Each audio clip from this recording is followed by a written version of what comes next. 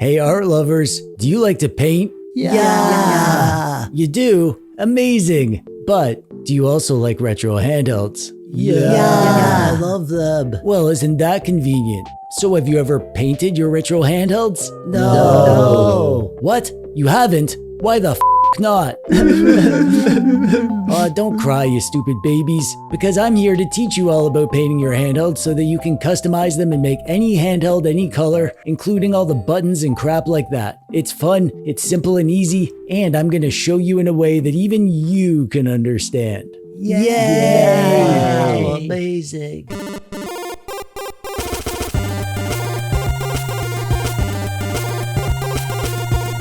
Everyone wants to be unique. Nobody wants to be a boring loser who doesn't express themselves. Basically, everyone alive is a unique, special person with preferences for what they like, what they don't, except for Todd. That's why everyone hates him. There are lots of ways you can express yourself through how you customize a handheld. Of course, you can customize the operating system. Get themes made by talented artists that suit your own preferences. Heck, the best theme designers will make multiple versions of their themes so that you can pick the flavor that suits you. Hint, hint. You can get sleeves and cases that give your device a different look. You can sometimes get custom-made replacement shells for your device and custom buttons and D-pads and whatnot. And then there's the OG handheld customization method, the way we did it back in the day and can still do it today, the humble sticker. Custom shells and buttons are great and they're relatively easy to deal with, but there's two problems. One is that they're not available for every device. The most popular devices will maybe get some custom buttons, but rarely do we get shells, and the less popular devices won't have custom parts for them at all. And the second problem is that they're expensive. A set of custom buttons can cost you like $30, even more if you get like the D-pad and all the extra stuff, and turning your budget $70 handheld into a not budget $120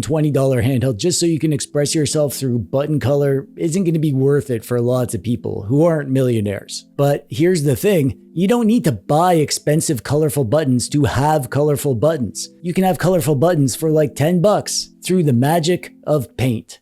Now, I know what you're thinking. When most people hear painting your handhelds, they think of this. And while, yeah, that does look pretty fun, actually. That's not, I mean, the paint won't stay on like that. No, don't do that. Stop it. I'm talking about painting your handheld toy in a legit way. A way where the paint won't come off, like ever, no matter what you do. Super professional style. Similar to how you'd get a device if it came painted from the factory. You can paint the buttons, which is what I usually do, but you can also paint the entire shell of the device. And today I'm going to show you how. And I'm going to show you for free, if you can believe that. I won't even ask you to click the subscribe button. I'm that good of a guy. Real quick, a little show and tell before I get into the tutorial. These are a few of the things that I've customized. I actually started experimenting with painting electronics by painting this graphics card. I wanted a white GPU, and white plastic GPUs always cost more than the black ones, so I just freaking painted it. I also painted this monitor. I wanted a 4x3 monitor in a retro beige style for some reason, and I even painted the button red to make it match my retro Nintendo keyboard setup. This is my very first retro emulation handheld. I don't know what it's called. It's a piece of crap, but just as a test, I painted the buttons orange, and that worked great. The RG405V has some pretty gaudy, colorful buttons that I painted black. And here's the RP4 Pro. I wanted like NES or Game Boy DMG style colored buttons on this one, so I painted these black and red. On the Abixi Loot, it has this single blue thumbstick that I hated, so I painted just the thumbstick on this one. And this is the GKD Pixel. I didn't know how the paint would hold up on this one since the case and the buttons are metal, but I tried my best to do this properly and it actually worked amazing. I painted all the accent buttons too. And this is the only example of a case that I've painted, the TrimUI Smart Non-Pro. I did another handheld case, but that was a gift that I gave to a friend and I stupidly didn't take any good video footage of that. So, sorry. And today we're going to be doing another one. Allow me to introduce you to our test subject. This is the RG35XX SP, better known as the Flip Zizzle. This is what I'm going to be using to show you how to paint the buttons on your handheld. I'm not painting the case on this one because I love this smoky black and I want to turn it into the ultimate TechDweeb Flip Zizzle. Black and orange, because that's my jam. but I'll explain how to paint the shell of a device as I show you painting the buttons. This flip sizzle was actually sent to me by KEEPRETRO. I really wanted to make this painting handhelds video, and I told them about it, and they were like, heck yeah, that sounds awesome. And they sent me this just so that I can make this video. So thank you so much, KEEPRETRO, for sending this to me, and you should definitely buy this from them if you want one. There's a link in the doodad below. So let's talk about what you need, and all you really need is paint. The paint that you'll be using is spray paint. I'm sure there are lots of brands that will work, but this specific brand that I'm using is called Painter's Touch. I like this brand because it says right on the freaking can that it also bonds to plastic. And it's a paint and primer in one, so you just need one can. I'm not sure about other brands, but I think as long as you check and make sure that it works on plastic, you should be good. I also love that they have a freaking ton of colors and finishes to choose from. Generally speaking, I prefer flat or satin finishes. I don't think glossy finishes look great, but hey, this is your project. If a shiny purple handheld is what your heart is telling you that you need, you get whatever feels right to you. I'm not here to judge your terrible life choices. And then, this is optional, but I think it's worth it. It's a matte, clear paint. Is this paint? Basically, this is a clear spray sealant that you put on after the paint to give it a bit of a protective coating. And it's a matte texture, so if you do use glossy paint, you can put this on afterwards to remove some of the shine. I don't know if this is necessary, but I feel like this is some good insurance to make sure that your paint doesn't scratch off the buttons or the shell of your device. I usually use this. However, I have painted a few handhelds without using this and they held up fine, so this is probably optional, but I use it every time now just to be on the safe side, and I also like the feel that it gives the buttons. So we're going for orange today, orange and black, you know. I have 2 cans of orange spray paint to choose from. I have this rustic orange, which is what I used on this, and this, and this. It's kind of a muted, subtle orange, and I also have this real orange, which is much brighter. I had a hard time choosing, but I think I'm gonna go with the rustic orange again. I'm feeling like a more subtle orange is going to look better for this project. When you're picking what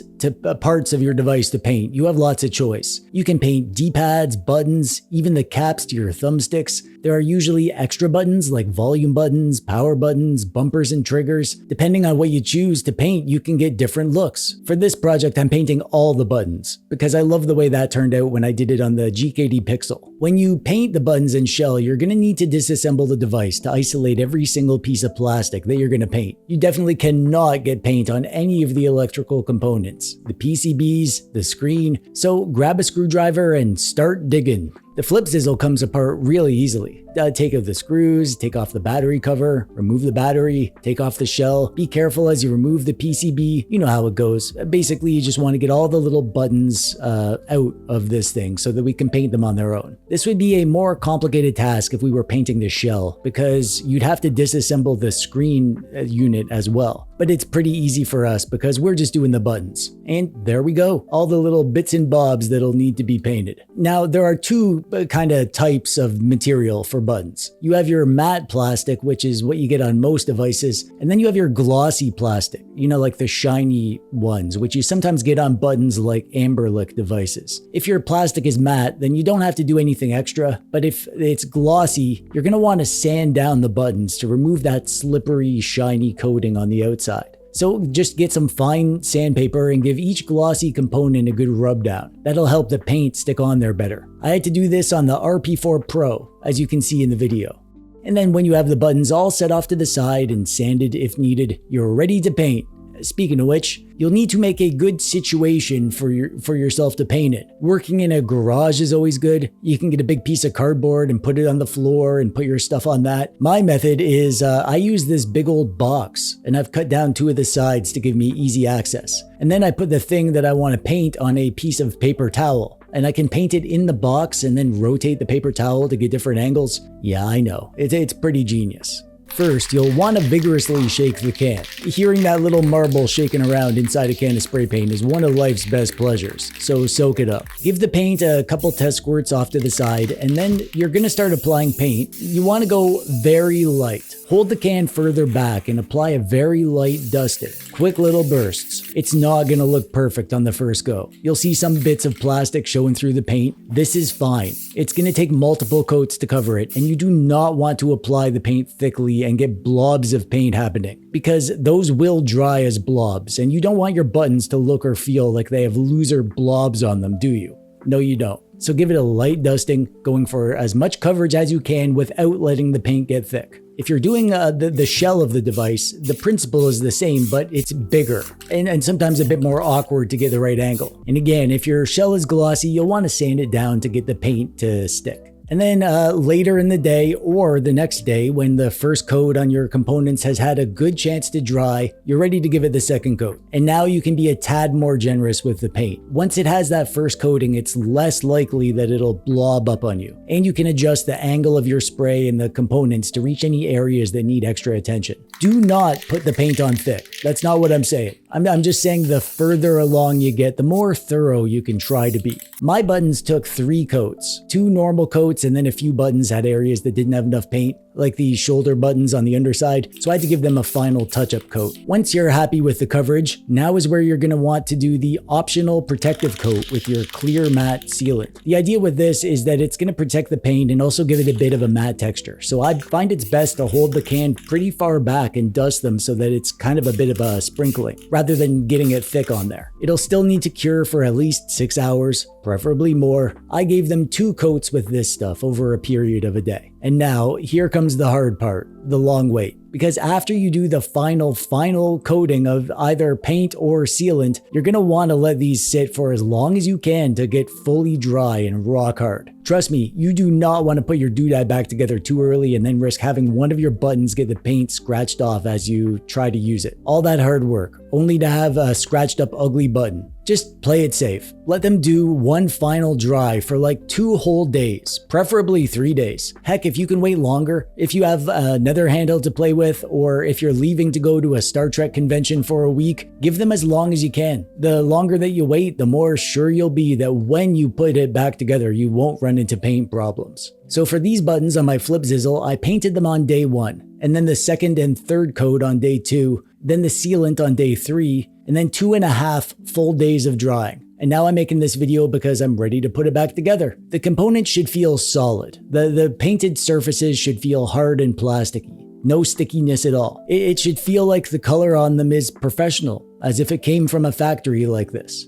And now the fun part, when you get to put it back together. You've spent many days on this project and you've been very patient and you want to see what it's going to look like for a long time, and now your patience is going to finally pay off because you'll get to see your new customized device get assembled before your eyes. And for me, this project, it worked amazing. If I do say so myself, yes I do. You feel like $1,000,000 when the thing finally gets back together and you can just gaze at it and marvel at your handiwork. It really is a rewarding feeling to successfully do a thing, to get your hands dirty, to take a risk, to take your new tech toy apart and apply various substances to it, not knowing exactly how it's going to turn out, put in the work of being patient and diligent, and then reap the rewards when the thing comes together, not just as good as you hoped, but better. The Flip Zizzle is my current main handheld, and I've wanted a black and orange TechDweeb version since it launched, and now I finally have one. I'm super happy with how it turned out. I love it to bits. But there is just one thing missing. There we go. Perfection. I have some more painting projects to do. I just got this XU Mini that I think I'm gonna do black buttons and sticks on this. So that'll be next, I think. And sometime I want to try a 2-tone technique for painting a shell. That'll be fun to try. There's a world of possibilities. What could possibly go wrong? And that's it. That's the basics of how to paint your doodad, either the buttons or the shell, but the fun doesn't stop there. The same method that I showed you here can be used to paint your monitor, your graphics card, or any of the other things in your life that you want to customize to express your unique tastes. I hope you found this helpful or at least entertaining. I'd love to hear from you in the comments. What device would you paint and what color would you make the device and the buttons? I'm sure there are some really neat color combos out there waiting to be discovered, so let's hear what you can come up with in the comments below. Thank you, KEEPRETRO, for sending me this Flip Zizzle. There is a link below if you want to pick one of these up from their store. But that's it from me for today. I'm TechDweeb. Thanks for watching. Bye-bye.